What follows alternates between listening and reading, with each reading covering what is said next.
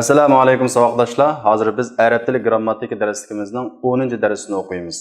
Biz ilgirki soatlik darsimizda marfuat ismlarning, ya'ni pesh o'qiladigan peshlik o'rindagi ismlarning fa'il, naib fa'il, mubtada va xabarlar bilan tanishib chiqqan. Endi biz bugun marfuat ismlarning 5-si bo'lgan inning xabari va uning qarindoshlarining xabarlarini tanishib chiqamiz. Undan keyin kanining ismisi va uning qarindoshlarining ismisi bilan tanishib chiqamiz. Endi inining xabari va uning qarindoshlarining xabarimi o'xshashla fa'il, mubtada, xabarga o'xshash nima qiladi? Pesh o'qiladigan peshlik o'rindagi ismlar. Endi inining xabari va uning qarindoshlari dedik. Va uning qarindoshlarining xabari dedik. Unda bo'lsa inna va uning qarindoshlari qaysi deganda biz oldi bilan bular bilan bir tanishib chiqsak, inna va uning qarindoshlarining xabari. Shundaq-ku, endi inna va uning qarindoshlari qaysi? Endi birinchidan inna va anna. Bu ikkilisi ta'kidlash uchun, ya'ni jumlaningki mazmunni ta'kidlash uchun keladi. Bo'lishliq shakldagi jumlaning mazmunini qanday qilish? Ta'kidlash uchun keladi. İkincisi ka'anna. Bu mu inning qarindoshlarininki birisi. Bu xuddi degan ma'noda, ya'ni tashbih o'xshatish uchun keladi. Ya'ni ta'kidlangan o'xshatish uchun keladi. Lakinna bu mu inninki qarindoshlar qatoridan bu istidrak uchun deymiz. Ya'ni ilgirki jumladan keyin bundan keyin kelgan jumlaning o'ttirisini ayirish uchun. Masalan, jaa Muhammadun lakinna Hamidan ma jaa. Muhammad keldi, lekin Hamid kelmadi deb ikki o'xshamagan jumlaning o'ttirisida keladi. Ma'na jihatdan qarama-qarshi bo'lgan jumlaning o'ttirisida keladi. Layta bu inininki qarindoshlarining qatoridan. Bu umid qilish uchun keladi. Ya'ni mumkin bo'lmaydigan ishlarni umid qilish uchun. Masalan, layta shababu ya'udu deganga o'xshash. Layta shababu ya'udu deganga o'xshash. Umidki yoshlik qaytgan bo'lsa-ken deganga o'xshash. Endi la'alla bu inininki qarindoshlarining qatoridan. Bu tarajji, umid qilish, ya'ni bir yaxshilikni umid qilish va ishfoq va ansirash uchun keladi. Masalan, kayf haluka? Ahvoling qanday? La'allaka bi xayr? Yaxshidu, ya'ni umidki yaxshidu degan gap, ya'ni yaxshidu, uningki yaxshi bo'lishini qanday qilamiz? Umid qilamiz. Masalan, al-mudarris ma jaa la'allahu marid. O'qituvchi kamidi, ya'ni bu yerga ma'nosi ansirash. Balki u qanday qilgan bo'lishi mumkin? Kasal bo'lib qolgan bo'lishi mumkin deb bu yerga ma'nosi umid qilish emas. Demak, inning va uning qarindoshlarining xabari qanday o'qiladigan ismlar ekan? Pesh o'qiladigan ismlar ekan. Inning qarindoshlari qaysi ekan? Anna, ka'anna, lakinna, layta, la'alla. Mana bu inning qarindoshlari. Endi biz buning har birininki ma'nosi bilan tafsili harfning babida tunishimiz. Biz hozir nada ismning babida, ya'ni ismninki shunaqla ma'rab ismning ichidagi pesh o'qiladigan ismlarning babida. Endi inining va uning qarindoshlarininki xabari nima o'qiladi? Pesh o'qiladi.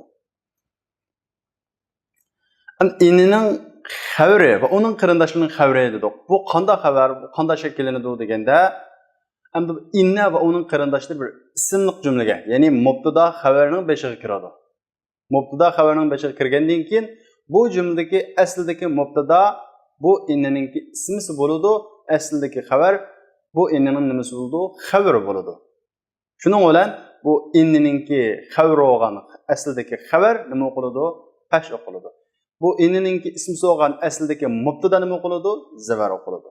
Bizga bo'lgan munosabat bo'lgan tarifi bu innining xabari. Chunki biz ma'rab ismlar ichidagi pesh o'qiladigan ismlarning babida. Deydi, innining xabari va uning qarindoshlarining xabari mubtada xabari kiradi. Bu mubtada xabari kiradi deganlik degan gap jumla ismiya kiradi. Ya'ni ism bilan boshlangan jumlaning boshiga kiradi. Bir jumla ism bilan boshlangan bo'lsa, ha bu jumla mubtada xabarlik jumla ekan deb bilsak bo'ladi. Ya'ni mubtada xabarining boshiga kiradi. Masalan, inna qo'shilgan Muhammadun talibun. Bu inna masalan Muhammadun talibun deganga o'xshash bir ismlik jumlaning, ya'ni mubtada xabarining boshiga kiradi. Asli inni kirishdan ilgari va uning qarindoshlari kirishdan ilgari Muhammadun talibun degan bu jumla Muhammedun mubtada, talibunchu xabar. Muhammedun mubtada bo'lganlik uchun peshi qildi. Talibun xabar bo'lganlik uchunchu peshi qildi deydi. Endi inni kirgandan keyinchi desa tansibul mubtada yusamma ismu inna. Inni kirgandan keyin mubtadani zavar qiladi. Bu vaqtda buning ismi mubtada bo'lmaydi, innining ismisi bo'ladi.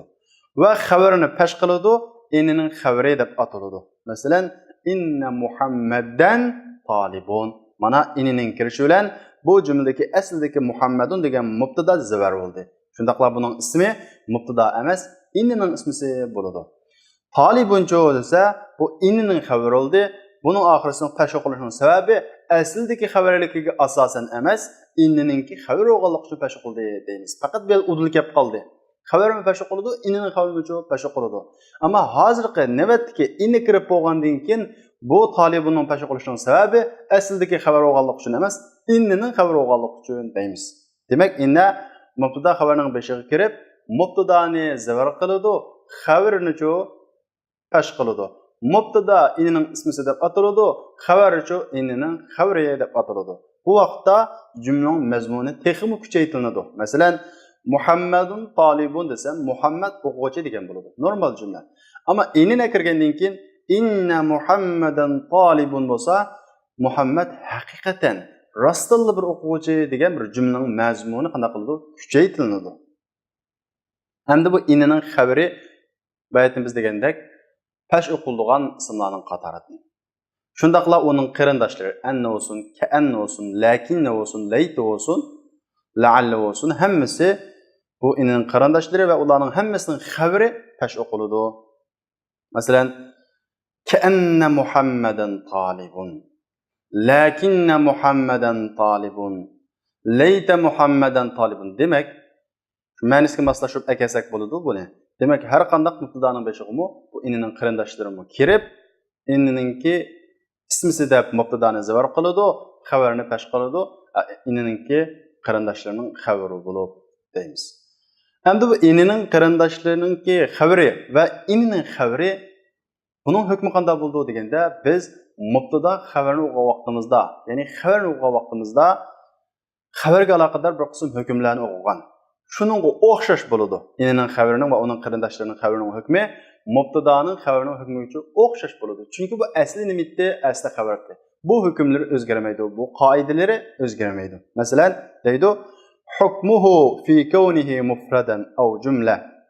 Biz xabarning bo'ldi degan, mufrad bo'ladi degan, jumla bo'ladi degan, shibi jumla bo'ladi degan. Shuning o'xshan innining xabarimi mufradmi bo'ladi, jumlami bo'ladi, shibi jumla bo'ladi. Ya'ni mubtadaning xabariga berilgan hukmlarning hammasi innining xabari va uning qarindoshlarining xabariga beriladi. Hukmuhu fi kawnihi mufradan aw jumla ma'rifatan aw nakira ka hukmi xabar mubtada deydi. Uningki hukmi, ya'ni qoidasi mufrad yoki jumla bo'lishda, ma'rifa ya'ni aniq yoki aniqsiz bo'lishda mubtadaning xabariga o'xshash. Mubtadaning xabari asli holatda nima keladi? Nakira keladi. Innining xabari uchun asli holatda nima keladi? Nakira keladi. Masalan, inna Muhammadan talibun degan bu jumlada innining xabari bo'lgan talibun qanday keldi? Nakira keldi deymiz.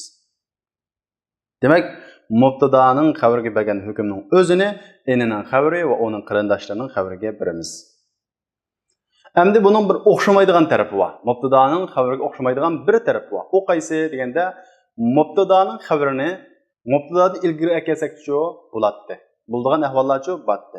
Ammo innining xabari va uning qarindoshlarining xabarini ismisidan ilgari kelsak-chu bo'lmaydi. Masalan, inna Muhammadan talibun degan bu jumlada inna harfi tavkid, shunday ta'kidlash harfi Muhammadanchu innining ismisi, talibunchu innining xabari oldi. Endi talibun degan bu xabarni Muhammadan degan inning ismisini akasak, burun akasak bo'lamdi, bo'lmaydi. Masalan, inna talibun Muhammadan degili bo'lmaydi. Deydi: "La yajuzu taqdimu akhbariha ala asma'iha."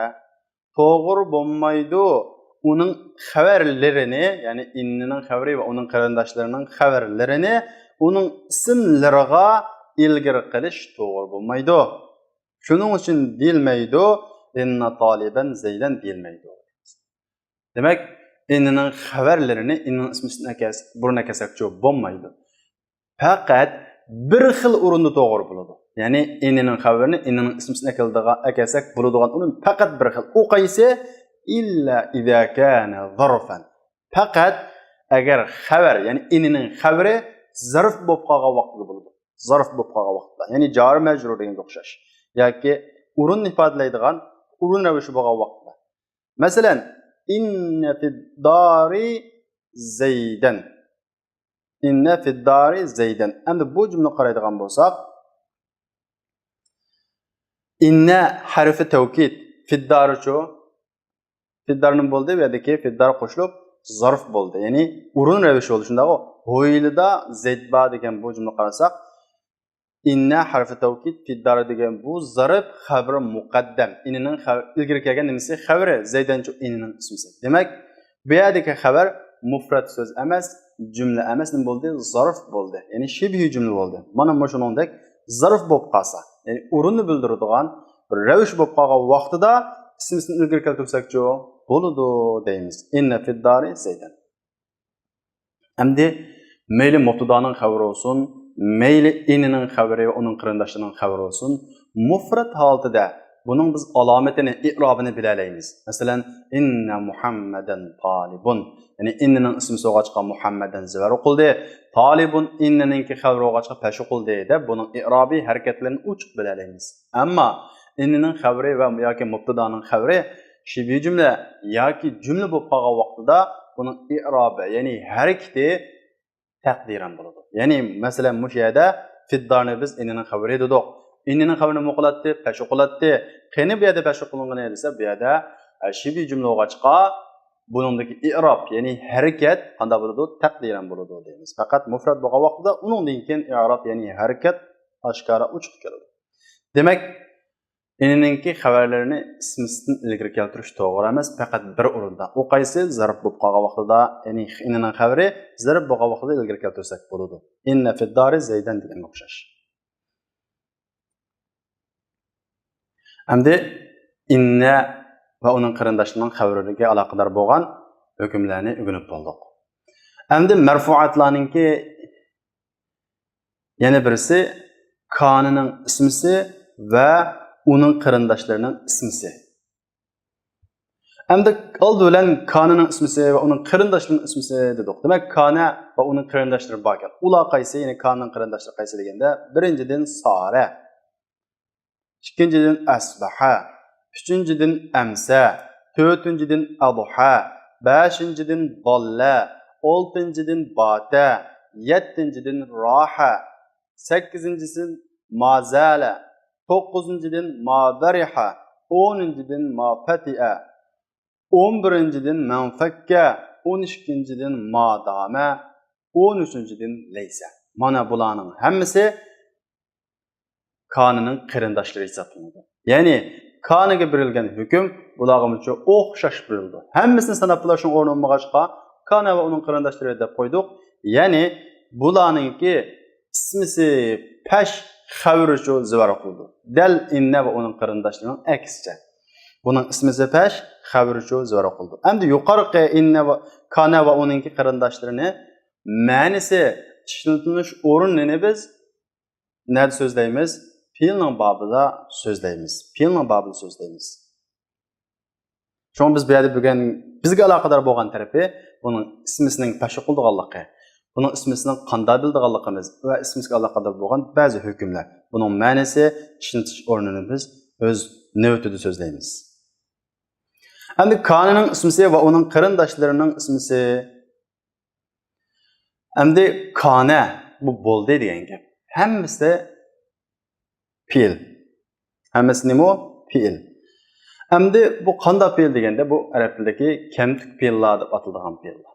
Ya'ni bu o'zining ma'nosini to'liq ifodalashda bir ismliq jumlaga nima bo'ladi? Ehtiyojli bo'ladi. Yoki buning yana bir atalishi bu amaldan qoldiruvchi fe'llar. Bu qanday nima uchun amaldan qoldiruvchi fe'llar deb atalgan deganda, chunki bu o'xshashlar ismliq jumla, ya'ni mubtada xabarining beshiga kirib bu jumladagi mubtada xabar degan hukmni amaldan qoldirayotqachqa bu nima deb atalgan? Amaldan qoldiruvchi, ya'ni af'alun nasiha, amaldan qoldiruvchi fe'llar deb atalgan.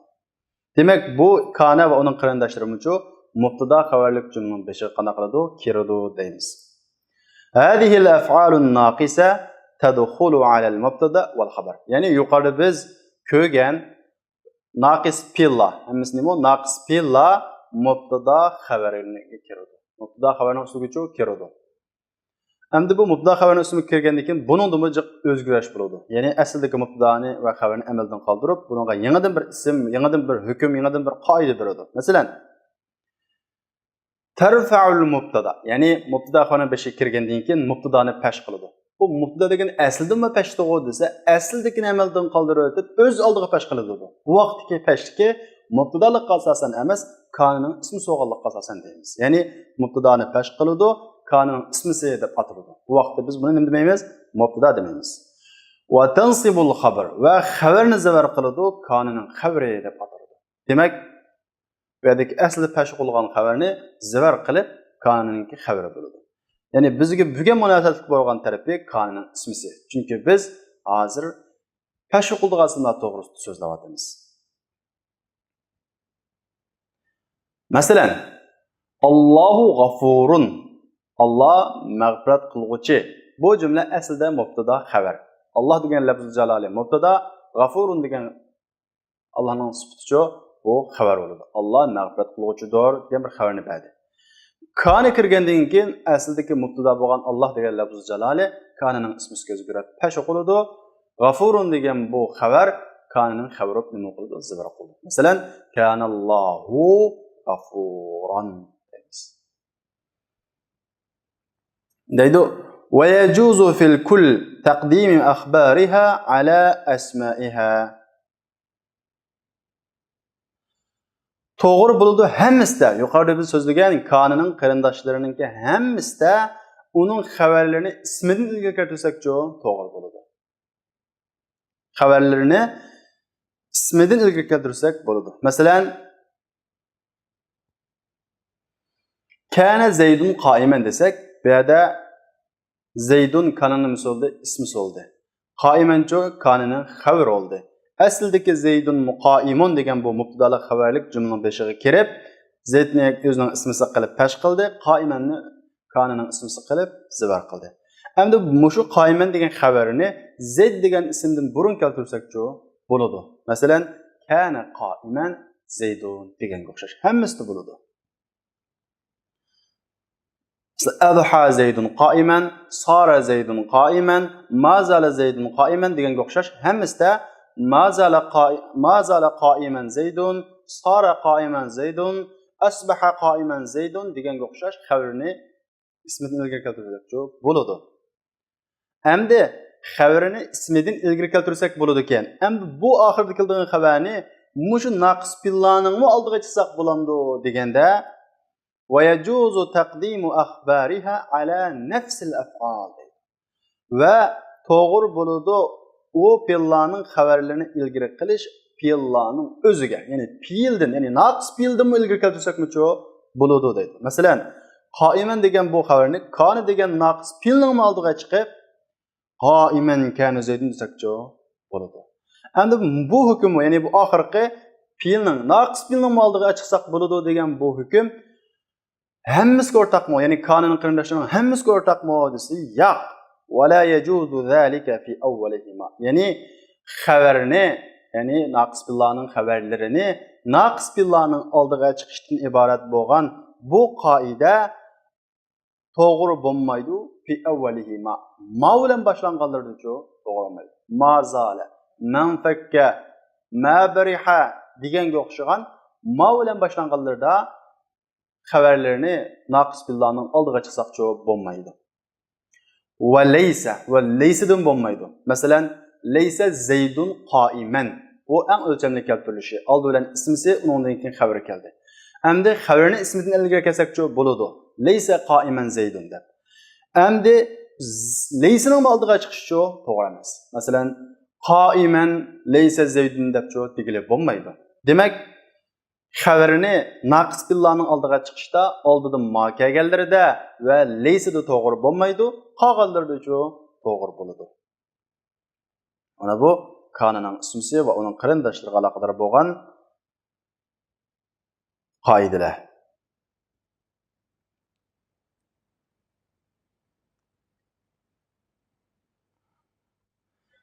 Endi bundan keyingi tashviq qiladigan ism leysiga o'xshab ketadigan ma va la. Leysiga o'xshab ketadigan ma va la. Endi yuqorida biz leysini naqis billaning qatorida degandik, ya'ni emas degan gap. Bumi shu leysiga o'xshab ketadi. Qaziyatga o'xshab ketadi deganda bu jumlani nafi qilishda, ya'ni bunisiz qilishda qanday qiladi? O'xshab ketadi. Wa huwa al-musnadu ilayhi ba'da dukhulihima. O, ya'ni bu la va ma'ning ismisi, ya'ni buningmi ismisi xabar deb hukm beramiz. Bu mubtada xabarning beshiga kiradi. Mubtadani o'zining ismisi qiladi, xabarni o'zining xabar qiladi. İsmisi nima qiladi buningki? Tash o'qiladi. O, ya'ni ma va laning ismisi musnadun ilayh bo'ladi. Musnadunchu ilayh bo'ladi. Ya'ni xabar uningga qanday qilingan bo'ladi? Yulangan bo'ladi. U ikkisi kirib bo'lgandan keyin. Ya'ni la va ma kirib bo'lgandan keyin bu yana musnadun ilayh bo'laveradi. Va huma yarfa'an al-ism. Bu ikkisi mo pash qiladi ismni va zabar qiladi nimani? Xabarni. Ya'ni mubtadani pash qiladi, xabarni-chu zabar qiladi. Masalan, ma hada basharun. Asli hada basharun bu inson degan gap. Endi hada mubtada basharun xabar bo'ladi. Bu jumla oldiga ma keladi va la kelsin bo'ladi. Bu leysa o'xshab ketadigan ma va la deb ataladi bu. Chunki bu leysaga o'xshash emas, yo'q degan ma'nolar chiqadi. Masalan, ma hada bashar olsa bu odam emas. Leysaga o'xshash ma'no chiqdi. Bu vaqtda hada ma'ning ismisi bo'lib, bu yerda pashlik o'rinda deymiz. Chunki hada degan mabni ism. Mabni ism degan bir xil turadi, ammo o'rin jihatda nima o'rinda? Pashlik o'rinda. Basharanchu xabar. Shuning uchun nima o'qildi? Zivar o'qildi deymiz. Demak, leysiga o'xshab ketadigan ma va la, ya'ni ma'ni jihatda emas degan ma'noda keladigan ma va laning ismisi nima o'qildi ekan? Pash o'qildi ekan. Endi ma va lani ikkisini leysiga o'xshab ketadigan dedik. Buning qanday xususiyatlari bor deganda, yadkhulu ma alal ma'rifa va nakira. Endi ma bulsiz qilmoqchi bo'lgan vaqtimizda bir jumlani bu ma'rifining beshiga keladi, ya'ni ma'rif ismining beshiga keladi, nakir ismining beshiga keladi. Masalan, ma zaydun qa'iman. Zayd yuriturg'uchi emas. Bu jumlada ma leysiga o'xshab ketadigan ma zaydun ismisi shuning uchun nima qildi? Pash o'qildi. Qa'imanchu xabri shuning uchun zvar o'qildi deymiz. Endi bu ya'ni nakirning ustiga mucho kiralaydi. Masalan, ma rajulun qa'iman deganga o'xshash. Rajulun bu yerda nima? Nakira. Nakirning ustiga mucho kiralaydi. Lacho desa, la yaxtassu la bin nakirat. La faqat nakirning ustiga kiradi, ma'rifining ustiga kirmaydi. Masalan, la rajulun afdalu minka. La rajulun afdalu minka. Sizden afzal adam yo'q. Bu yerda rajulun oldiga keldi deymiz.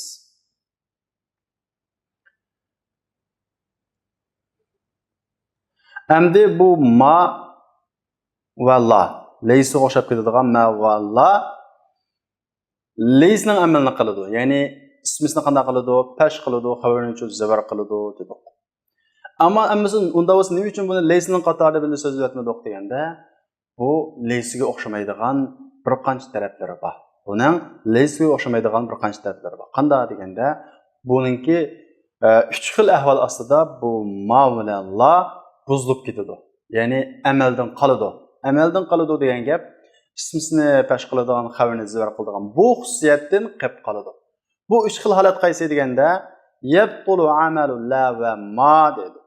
La bilan ma'ning amali bekor bo'ladi, ya'ni amaldan qoladi. Birinchidan, iza intaqada an-nafyu bi illa. Agar nafi, ya'ni bulutsizlik illa bilan buzilib ketsa. Masalan, ma zaydun illa qa'imun. Asli ma degan nimitda bulutsiz emas degan ma'nosi bor. Endi illani akasak buning bulutsizlik ma'nosi buzilib ketadi. Masalan, ma zaydun illa qa'im. Zayd o'riturg'uchi emas, ya'ni zayd emas, faqatlam qanday qilg'uchi o'riturg'uchi. Buni o'lchamlik tarjima qilsak, zayd o'riturg'uchi degan bo'ladi. Asli ma kelgan vaqtda emas degan bo'ladi, ammo illa kelishdan qanday qildi? Buzilib ketdi. Ma zaydun illa qa'im. Zayd faqatlam qanday qilg'uchi o'riturg'uchi deb bu bulutsiz jumla bulishliq qanday qildi? O'zgarib ketdi. Agar illa kelmagan bo'lsa, ma zaydun qoiman bo'lib xabarni o'qilatdi, zibar o'qilatdi. Zid uriturg'ich emas degan bulutsiz xususiyati uchun qilib qoladi. İlla nakilishidan birga buning nafiligi, bulutsizligi buzilib ketdi. Nima bo'ldi? Ma zaydun illa qoimun. Buning bulutsizligi yo'qolib ketgan. Hamallam bu yana nimadan qoldi? Amaldan qolib qoldi. Shunga qoimun nima qildi? Pash o'qilaverdi. İkincisi iza taqaddama xabaruha ala ismiha. Mana bu laysa o'xshamagan yana bir tarafi. Agar uning xabar ismidan ilgari kelsa, yana amaldan qoladi. Laysida undaq emasdi, ammo buningda amaldan qoladi. Masalan, ma qaimun zaydun. Asli qaimun xabari shundaq-ku, keyin kelishi kerak. Ammo bu ilgari keldi, amaldan qilib ma qaimun zaydun. Zayd o'tiruvchi emas degan ma'nosi yana chiqadi, lekin xabar ismidan ilgari kelgachga ismisini pash qiladigan, xabarni izbar qiladigan bu xususiyatdan-chi qolib qoladi. Üçüncüden iza zidat in ba'da ma. Ana madan keyin in ortiq qiladigan bir in ba, bu ortiq qilingan vaqtida in amaldan qoladi. Masalan, ma in zaydun qaimun deganga o'xshash. Demak, laysiga o'xshab ketadigan la bilan ma birinchidan illa bilan uning nafiligi, bulutsizligi buzilib ketsa, ikkinchidan uning xabari ismidan ilgari kelib qolsa, üçüncüden bu madan keyin in ortiq qilinib qolsa, nima bo'ladi? Amaldan qoladi. Ma in zaydun qaimun. Bu ortiq men hech qanday ma'no berilmaydi, lekin ma'nonki xususiyatini amaldan qoldirib o'tadi. Yani zayd o'tiruvchi emas degan gap. Unda bo'lsa vaqtdoshlar, bugungi darsimiz mush yerda oxirlashdi. Kelarki soatlik darsimizni ko'rishaylik. Assalomu alaykum.